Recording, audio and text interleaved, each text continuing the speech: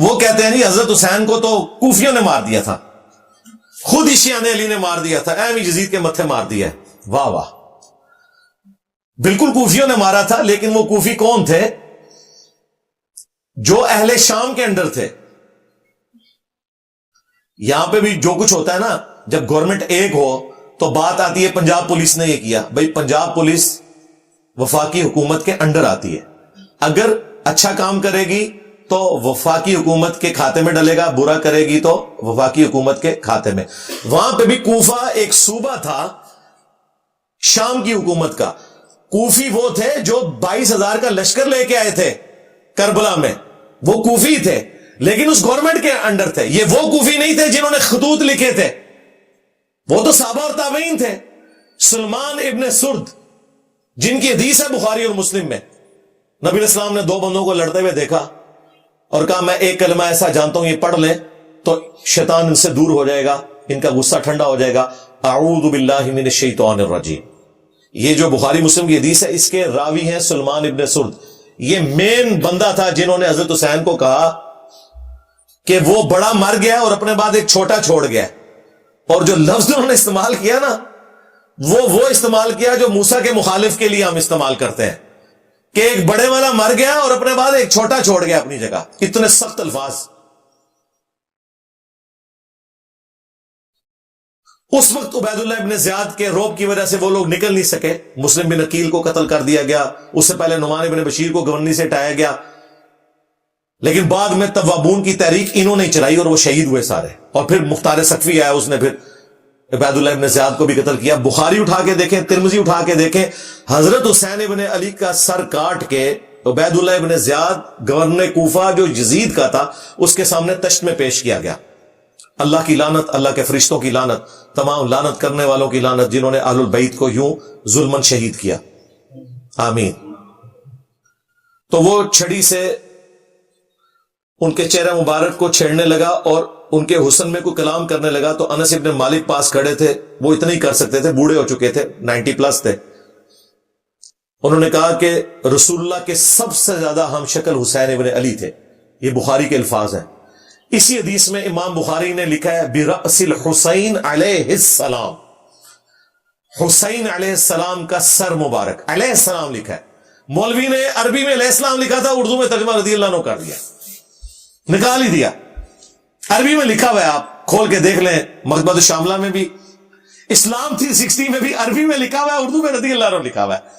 اور جب زید بھائی مجھے ملنے آئے نا، میں نے کہا یہ دیکھ لیں، انہیں یقین ہی نہیں آیا، کہتے یار یہ انہوں نے کیا ہوا ہے۔ میں نے کہا یہ اچھا ہے، اس کو چینج کرنے کی ضرورت نہیں ہے، ہم نے بتانا ہے بعد میں بھی کہ کیا کام ڈالتے ہیں۔ انہوں نے دارالاسلام والوں سے اٹھایا تھا، میں نے کہا اسی طرح ہی رہنے دیں تاکہ ہم دکھا سکیں بعد میں۔ sunna.com بہت بڑی ویب سائٹ ہے جس پہ حدیث کی کتابیں ہیں، عربی میں علیہ السلام لکھا ہے، اردو میں رضی اللہ عنہ لکھا ہوا ہے، ایک فرقہ وارانہ اس چیز کو دڑاڑ کو قائم رکھنے کے لیے۔ تو عبید اللہ ابن زیاد جس کے سامنے حضرت حسین کا سر کاٹ کے رکھا گیا، وہ کوفی تھا لیکن گورنر تھا شامیوں کی طرف سے، لہذا یہ کہنا کوفیوں نے مار دیا تھا ظالموں، یہ وہ کوفی تھے جو حضرت حسین کے مخالفین تھے، نہ کہ وہ شیعان علی کے جنہوں نے حضرت حسین کو وہاں پولیٹیکل سٹرگل کے لیے بلایا تھا۔ اور حضرت حسین لڑنے نہیں گئے تھے، بچوں کے ساتھ ایک سیاسی جدوجہد کے لیے جا رہے تھے جس کا آخری انجام قیام حسین ہی ہونا تھا، لیکن اس سے پہلے ہی ان کو شہید کر دیا گیا۔ اسی لیے انہوں نے راستہ بھی بدلا۔ یہ جو کہتے ہیں جی وہ دمشق کی طرف جا رہے تھے یزید کے ہاتھوں میں ہاتھ دینے، بالکل جھوٹ ہے۔ وہ راستہ انہوں نے اس لیے بدلا تھا کہ انہیں پتہ چل گیا تھا کہ مسلم بن عقیل شہید ہو چکے ہیں، یہ مجھے بھی کوفے تک نہیں پہنچنے دیں گے، تو میں انہیں دھوکہ دے کے دوسرے راستے سے جاؤں۔ لیکن ان کے پاس تو اتنی فوج تھی، انہیں بھی یہ خطرہ تھا کہ حسین ابن علی کہیں راستہ نہ بدلے، تو انہوں نے کربلا کے پاس بھی پڑاؤ کیا تھا کہ اگر اس راستے سے بھی آئے تو ہم پکڑ لیں گے، جو یہ نقشے بنا کے آپ کو بتا رہے ہوتے ہیں۔ اللہ کے بندو ڈر جاؤ، جھوٹ باندھتے ہو، اپنی طرف سے باتیں بنا کے منسوخ کرنا شروع کر دیتے ہیں۔ جھوٹا دفاع نمبر 7 جو اسی کے ساتھ جڑا ہے، وہ کہتے ہیں حسین علیہ السلام نے 3 شرائط رکھ دی تھی جی کربلا میں۔ انہوں نے تو خود عبید اللہ ابن زیاد کو کہا کہ مجھے یزید کے پاس جانے دو، میں اس کے ہاتھوں میں ہاتھ دے کے بیعت کر لیتا ہوں۔ واہ واہ واہ، سبحان اللہ۔ اگر یہ ہو جاتا تو عبید اللہ ابن زیاد نے لڑیاں ڈالنی تھی اور کہنا تھا یزید صاحب آپ کے ابا جی جو کام 4 سال تلوار کے زور پہ نہیں کروا سکے، دیکھیں میں نے کروا لیا ہے. اور یزید اسے کتنا انعام دیتا کہ میرے ابا جی جو کام نہیں کروا سکے، کہ حسین کی بیعت نہیں لے سکے، تم نے لی ہے. ظاہر ہے اس کے بعد تو پھر بنو امیہ کی حکومت لیجیٹمائز ہو جانی تھی نا، جب بنو ہاشم نے بیعت کر لی نبی علیہ السلام کے گھر والوں نے. آپ دیکھیں مسئلہ یہی تھا کہ جب تک حضرت حسین بیعت نہیں نہ کرتے وہ حکومت جو ہے لیجیٹمائز نہیں ہوگی، وہ تلوار کے زور کے اوپر ہے. تو یہ عقل مانتی ہے کہ عبید اللہ ابن زیاد یہ موقع جانے دیتا؟ کہتے ہیں دوسری شرط رکھی کہ مجھے مسلمانوں کے کسی بارڈر والے ایریا میں بھیج دے، میں کافروں کے خلاف جہاد کروں. اس زمانے میں تو کافروں کے خلاف کوئی جہاد نہیں ہو رہا تھا، آپس کی خانہ جنگی تھی، یہ بھی بالکل فراڈ ہے. تیسرا جی مجھے مدینہ شریف واپس جانے دو. انہوں نے مدینہ شریف کو جانا تھا، انہیں تو راستے میں پتا تھا کہ مسلم بن عقیل شہید ہو چکے ہیں اور میرے ساتھ کیا ہوگا. ان کو تو حدیثیں پتا تھی کہ میرے بارے میں موجود ہے. یہ جس کتاب سے انہوں نے پیش کیا انصاب الاشراف، امام بلازری کی کتاب، اور کہتے ہیں یہ 3 شرائط موجود ہیں. اور وہ آئے دن آپ کو وہ جو ایک مماتی دیوبندیوں کا مولوی ہے نا، وہ بھی یہ بیان کرتا پھرتا ہے، پکا یزیدی ہے وہ. ایون آپ تو وہابی اس کو اپنے پلیٹ فارم کے اوپر لے کے آتے ہیں، بندیالوی کو. اس کی میں نے طبیعت صاف کی تھی. کلن اور یاد آیا جے میں انہوں نے دسیا سی تو قرآن بھی نہیں آتا ظالم، کتھوں چیزاں چک کے کتنے فٹ پہ کرنا ہے. کل وعد اللہ الحسنہ، اس کی میں نے تفسیر بھی بیان کی تھی قرآن سے، بخاری سے، مسلم سے. یہ اس نے ذلیل حرکت کی کہ اس نے کہا یہ 3 شرائط تھی. انصاب الاشراف جو کتاب ہے نا، اگر اس کتاب سے یہ تم نے روایتیں ماننی ہیں تو پھر اس میں تو بہت کچھ لکھا ہوا ہے جو تمہیں ہضم نہیں ہوگا. اس لیے ہمارے استاد شیخ زبیر علی زئی صاحب نے اگرچہ فضائل صحابہ کتاب میں یہ روایت نقل کی انصاب الاشراف سے، اور لکھا کہ اس کی سند حلال بن یساف تک تو درست ہے، لیکن یہ نہیں انہوں نے کنفرم کیا کہ حلال بن یساف واقعہ کربلا میں تھا یا نہیں. اور بعد میں اس کتاب سے ہی جان چھڑا لی، حلال بن یساف بھی فارغ ہو گیا. وفات سے پہلے انہوں نے فتاوی علمیہ میں مضمون لکھا کہ امام بلازری کی کتاب ثابت نہیں ہے.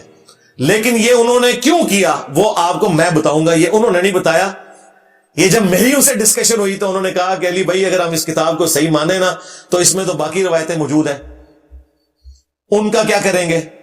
میں 3 روایتیں پیش کرنے لگا ہوں الزامی جواب کے طور پہ، یہ نہ ہو اس کو کوئی کلپ کاٹ لے. وہ گلے پھاڑنے والے مولویوں نے میرا یہ کلپ کاٹ لیا تھا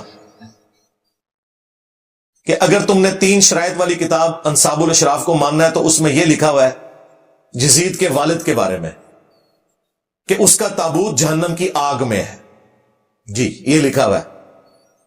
یزید کے والد کے بارے میں لکھا ہوا ہے کہ جب تم اسے دیکھو کہ میرے ممبر پہ چڑھا ہے اسے قتل کر دینا. اور پھر وہ مشہور روایت جس کا کوئی سرا پکڑا ہی نہیں دیتا تھا کہ اس روایت کا مقصد کیا ہے، وہ روایت بھی پوری اس کتاب میں لکھی ہوئی ہے. اگر اس کتاب کو صحیح ماننا ہے تو پھر آپ دیکھیں آپ کے ساتھ کیا ہوتی ہے. وہ روایت تھی مسند البزار میں مجموع الزوائد میں صحیح سند کے ساتھ کہ نبی علیہ السلام نے 3 لوگوں پہ لعنت فرمائی. آپ کے سامنے سے ایک اونٹ گزر رہا تھا، آپ نے فرمایا جو اونٹ پہ بیٹھا ہوا ہے اس پہ بھی اللہ کی لعنت، جو اونٹ کو ہانک رہا ہے اس پہ بھی اللہ کی لعنت، اور جس نے اس کی مہار پکڑی ہوئی ہے اس پہ بھی اللہ کی لعنت. یہ روایت ختم ہو جاتی ہے مسند البزار میں مجموع الزوائد میں.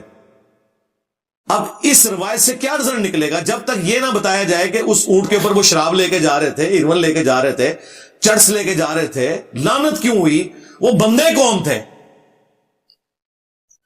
وہ محدثین نے اپنی کتابوں میں ان بندوں کے نام نہیں بتائے. ظاہر مشکل ہو جانا تھا، سنیت کا ایک غلبہ، سنی ہمیشہ حکومت میں رہے آپ کو پتا ہے. لیکن یہ روایت اپنی جگہ موجود ہے. اسے کہا جاتا ہے اونٹ والی حدیث کہ اونٹ پہ بیٹھے ہوئے پہ بھی لعنت، ہانکنے والے پہ بھی، مہار پکڑنے والے پہ بھی. کیوں لعنت؟ یہ بندے کون ہے کوئی ذکر نہیں. انصاب الاشراف میں موجود ہے کہ وہ 3 بندے کون تھے، ان بندوں پہ اصل میں لعنت کی گئی تھی. اگر اس کتاب کو کسی نے صحیح ماننا ہے 3 شرطوں والی کتاب. ہم تو کہتے ہیں مانو پھر اگے بھی ٹرو، فارغ ہی ہو جاؤ. انصاب الاشراف میں لکھا ہے کہ اونٹ پہ یزید کے دادا ابو بیٹھے ہوئے تھے. ہاں جی، اونٹ کی مہار یزید کے ابا جی کے ہاتھ میں تھی، اور اونٹ کو ہانکنے والا یزید کا چاچا تھا، چچا. ایک چشتی چاچو ہے نا، ایک یزید دا بھی چاچو ہے.